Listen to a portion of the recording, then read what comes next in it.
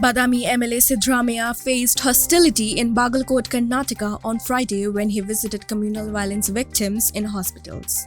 In a social media footage, a Muslim woman is seen hurling 2 lakh money at Siddaramaiah's motorcade as he drove away. Indian journal can't validate the video. The former Karnataka Chief Minister visited a hospital in Bagalkot where communal violence victims are being treated.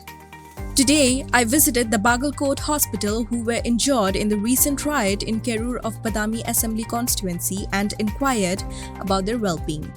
MLA Ananda Nyamagowda, former Minister HY Meti, former MLA Vijayananda Kashappanavar, Ajay Kumar Saranayake and others who were present tweeted Siddaramaiah. The Deccan Herald said the injured's families were furious because no leaders had visited them. Siddaramaiah reportedly consoled them and provided 50,000 to 4 injured families. After his convoy started driving, a woman threw money at his car and said rokka, beda.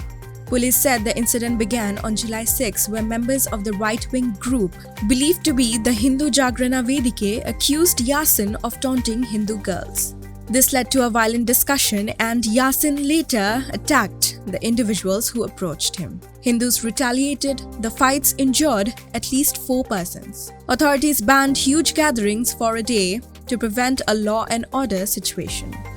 18 Hindus and Muslims were arrested.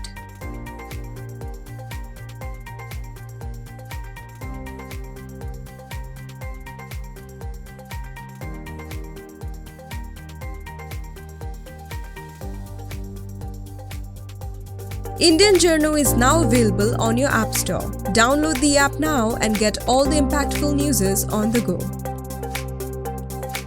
Subscribe Indian Journal to stay updated with the latest news.